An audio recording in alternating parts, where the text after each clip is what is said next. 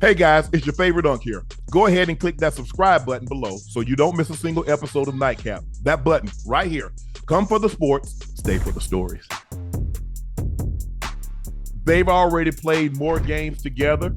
The big three, Bradley Beal, Kevin Durant, and Devin Booker has played more games together than KD, James Harden, and Kyrie played. Wow, that's crazy because for the most part, Beal just came back. Right. But you know, and that's really the downfall of the Brooklyn experiment, Really right? has. Um, Yes. it wasn't that they failed, right? We never actually got to see how powerful they are. When we did get a glimpse of them, they were unstoppable. What they Yeah, did, James Harden averaged a triple-double. yeah, that championship Buck team, what they did to them game one, they made Bucks look like baby basketball. Like they didn't even belong in the playoffs. But obviously they got hurt.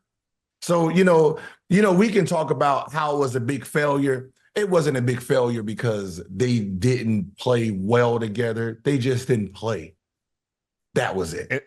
And they didn't have the patience. And we hear, I remember when Giannis lost his first game with Doc Rivers, said, we got to have patience. It's going to take time. I said, it's funny that you say that, something that you was unwilling to give Adrian Griffin was time. And say now all of a sudden it's going to take time now that you have Doc. And you said, but it seems like James Harden was unwilling to wait or give or take time because seemingly he wanted out. It's funny how they brought all this thing together, and none of those guys are there now. James got out first, and then Kyrie, and now Kevin Durant, and what could have been or what we thought was going to be really never came to fruition. Yeah, sometimes, sometimes your visions that you have sounds good. I mean, the plan is here. You just didn't execute it. And executing the main goal, being healthy, them playing and getting out there, learning each other, that was going to happen because for the most part, they practiced together in the summer. They play together in the summer. I watched Kevin Durant the first year they got together. Kevin Durant brought the whole Brooklyn team here in Los Angeles. They was working out with Mamba. So Kevin Durant and the Nets, DeAndre Jordan, they were here playing against John Wall and the Wizard team. So the Wizards and Brooklyn Nets was practicing against each other, going up and down 7-8 games. And them two, Kyrie and Kevin, when I say they were unstoppable, they're going to 11. KD got 8 one game, Kyrie got 8 the next game. They were really just torching. And I was like, yo, these two dudes is just unstoppable. They're unreal, right? So it's not like they didn't put the work in together. Just when it was time to really perform in that game, they just wasn't healthy, right? It just happens. You know what I mean? What's it like, Gil? I wanted to ask you this in the first segment. Obviously, Dame went back. We had two guys going back in the return, two big guns. Dame went back to Portland. KD went back to Brooklyn. What was it like for you? What were your emotions like? What were you expecting the crowd to be like? Did you get a video tribute? I think I read something where Kevin Durant says he didn't want it, didn't think he deserved it. But what was your return like when you went back to teams that you formerly played for? Okay, so when I went back to, I played 2 years with Golden State. So, that was short stint, right? So when I went back, it was, I just bust their ass. That, game winners. I owned that city, right? Right. Now, Washington, right? How I left, right? The gun thing, got traded, Yes. didn't say bye to nobody. When we came back to Orlando, I'm not even gonna lie to you, Unc. I was trying to get a DNP that whole time. Why? Because I didn't leave. Right. You gotta think I was a hero. I was a hero, right? So, I felt embarrassed. I felt like I shamed everything I stood for. Right. I went back. It was more of that. I'm the scarlet motherfucking letter out there. Right. Hey, I got adultery on here. Yeah. Stupidity. Scarlet. Yeah. You got that G. You got that G. Yeah, So I was scared. I'm not even gonna lie. I was scared, like, oh shit, I'm gonna get booed. Like, oh man, I don't want to play.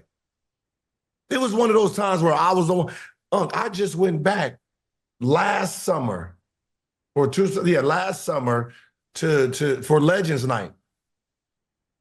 You know how many times they had to call me for me to okay? Because I'm like, oh, I don't want to go there and get booed. Right. Like, you know what I mean? Like getting booed for being me coming in your city and you booing me because I'm busting your ass, understandable. You booing me for the home I built and stuff, that means I really disappointed you. Right. Booed me Okay. because you really were disappointed in my behavior. And I was like, yeah, I'm good. So when I got there and they gave me a cheer, not even gonna lie, man, that was like the best feelings. Like I hit game winners all over again. Wow. Yeah, so mine was different because I didn't want to go back. I was scared. I think that for me,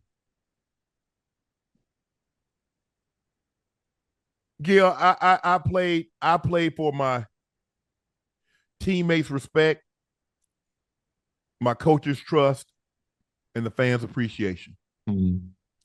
And I played for them in that order. And I think the thing is that I played 14 years. I played 12 in Denver. I played 2 in Baltimore. I don't think any of the fans think I shortchanged them. I don't think a lot of the fans know exactly what I did in order to make sure I played, from taking the injections and having the fluid drawn, 40 cc's, 60 cc's of fluid drawn off my knee just to get out there and play. Not being able to practice the whole week and taking those shots in my butt and in ankles in order to get out there to play. But that was my choice because I understood that I wasn't going to, this is not a 20-year career for me. This is not a 30-year career for me.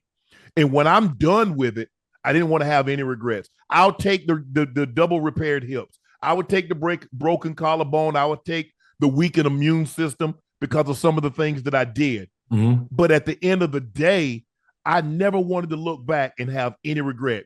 That's why I ate the way I ate. That's the way I trained the way I trained. That's the way I lived the way I lived. So football doesn't owe Shannon Sharpe anything, but Shannon Sharpe doesn't know the game of football anything. And so I think for me, now the Ravens fans might not feel the same way about me now, but the Broncos, but I tell you what, that organization and the way I prepared and what I did while I was there, they hold me in the utmost regard.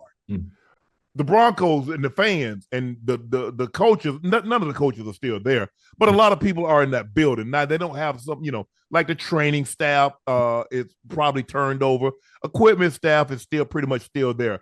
It's new ownership, so I'm not so sure that I know any other. Now I've met the new owners. I've met the Walton Penner group that owns the Broncos now, but that's what I did. I wanted my teammates' respect. I wanted my coaches' trust, and I wanted the fans to appreciate what I did every Sunday. And so I think I got that.